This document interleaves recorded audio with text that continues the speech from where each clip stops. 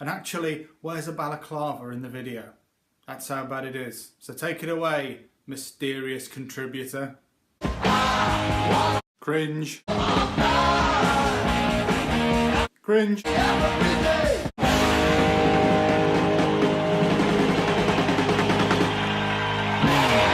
Hi Ben. My most embarrassing moment was when I got chosen to do a go-karting club and build one. And we just built the chassis and the battery was just being in, so I had a look at the battery, try and impress. I rested my spanner onto the battery, only having to be positive and negative. Sparks came flying like basically fireworks, and I went as red as a tomato. Yeah, it was so embarrassing.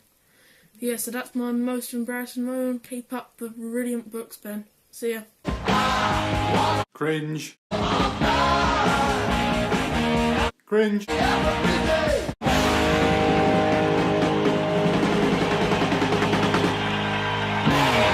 Thank you very much, mysterious balaclava man, for that marvellous contribution to the very first Cringefest. Damn, I should have blurred the dog's face. And if you're watching that thinking, I've got an embarrassing story as well, get in touch and you could be the next Cringefest contributor. You can get me at the following places.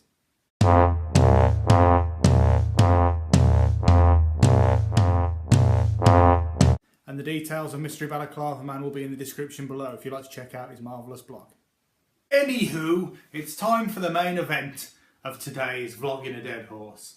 As I said before, I'm going to be looking at Danny Dread, which is a book of mine that came out last year. Now, to give you a bit of a background on Danny Dread, it's about a boy called Danny, obviously, and he's born into a family of supervillains who want to take over the world. Now, the problem with Danny is he doesn't want to do that. He's secretly good, and he secretly wants to be a superhero and save the world. Now, luckily for Danny, his dad is the most incompetent supervillain ever.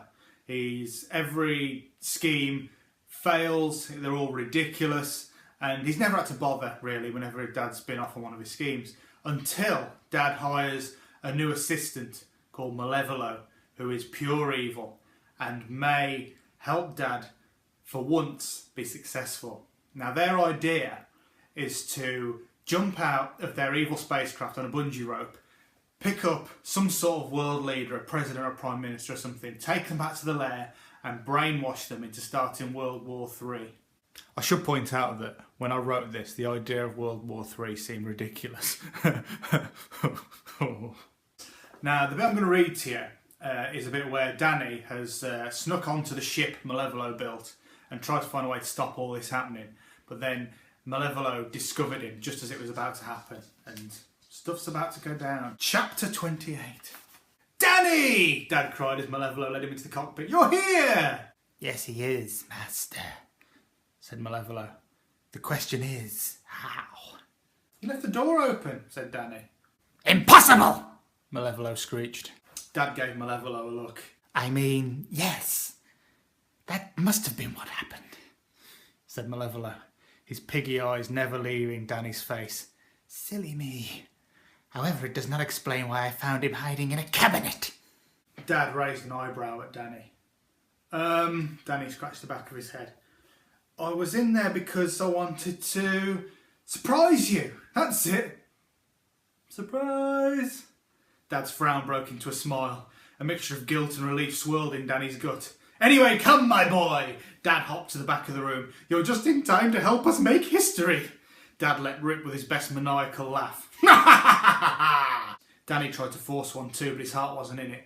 Dad was too hyper to notice though. He felt on top of the world, thanks in no small part to what he was wearing. The Dread jacket. Constructed from luxurious blood-red velvet with lapels made from the fur of a long-since extinct rodent and adorned by skull and crossbones buttons that glistened deathly black under the ship's lights, the Dread jacket was a spine-chilling sight.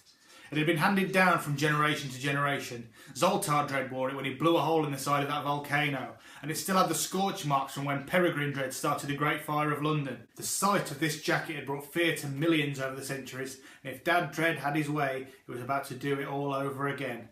Danny's brain whirled while Dad put on his helmet and goggles and fitted himself with a line. At that moment, Danny felt like the most important person in the world, and it was not as good a feeling as you might think. He examined the line controller. There were two feeds, One which displayed a live feed from Dad Dread's helmet cam and one which showed a radar. A blue dot signified where he was supposed to land. It was Danny's job to get him there. "Are you ready, son?" Dad yelled. "Yep," said Danny, feeling anything but. Malevolo opened the hatch, sending freezing air gushing in. Dad lowered his goggles. "Time to make history!" Danny couldn't even look. "Watch out, world!" Dad screamed. "Here come the dreads!" He launched himself out of the hatch and began plummeting to earth. On the first screen, Danny could see nothing but clouds. On the second, the red dot that represented Dad Dread moved steadily towards the blue dot. The reel at the hatch spun faster and faster as gravity made Dad its plaything. Danny was in the grip of a hellish dilemma: deliberately mess the descent up and risk Dad being caught, or do as he was instructed and assist in the kidnap of a world leader. But maybe there was a third way. Danny studied the controls again. He figured that a small adjustment would send Dad slightly off course into an alley around the back of the summit building, which would most likely be empty. Dad would be zoomed away so quickly he wouldn't even notice. He would just think he missed the leaders. Danny took a shaky breath and, making sure Malevolo wasn't watching, gently pulled down on the control.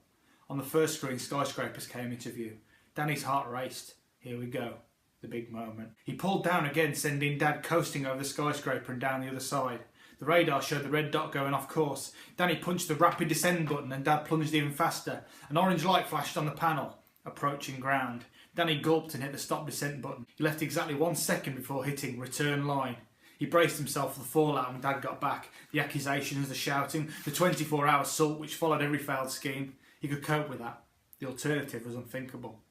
Even through the howling wind, he could hear Dad screaming as he got close to the ship. This one's going to be pretty. Danny thought he was fully prepared for what followed, but he wasn't. And neither was the terrified man in Dad's arms. Danny tried to look happy, but in his head he was screaming. He thought he'd adjusted the controls enough for Dad to come back empty-handed. Still, the man Dad had clutched to his chest didn't exactly look like a world leader. Danny couldn't quite figure out why. It might have been the fact that he had a big white moustache. It might have been the fact that he was wearing grubby overalls. It might have been the fact that he was carrying a sweeping brush. "Ha ha! We've got you, you scoundrel!" Dad screeched. Malevolo closed the hatch and accelerated the ship away at top speed. "What's happening?" the man said. "Am I dead?"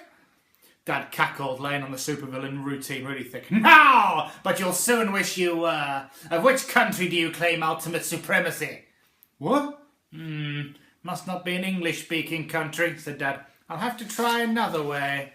Danny hid his face in his palm. "Which country do you lead?" Dad yelled as if the man were deaf. "I hope it's a big one like Germany. If you're from the Faroe Islands or something, this will make it more difficult, but we can work with it." "What are you on about?" said the man, his eyes darting all over the ship. "I'm from Lewisham." Dad stroked his chin. "I'm afraid I'm unaware of that particular sovereignty. Is it in French Polynesia?" "Dad," Danny interrupted. He could take no more. "I don't think that man's a world leader." "Quiet, Danny, grown-ups are talking," said Dad. "Now come on, worm, spill it! What corner of this measly planet do you rule?" "Hold on," said the man. "You think I'm like a prime minister or something?" "Oh, ha ha! He tries to deny it! What a pathetic attempt at self-preservation." Dad was by now hopping from foot to foot. "Oh, for crying out loud, my name's Terry and I'm a cleaner," said the man. Dad stood there agape. "Well, if you're not a world leader, then what are you doing at that building?" Terry sighed and pointed at his brush. "Ah," said Dad. "So you're the president of Brussia?" Terry turned to Danny. "Is this bloke thick in the head or what?" And that's it for this episode of Vlogging a Dead Horse. Bonsoir.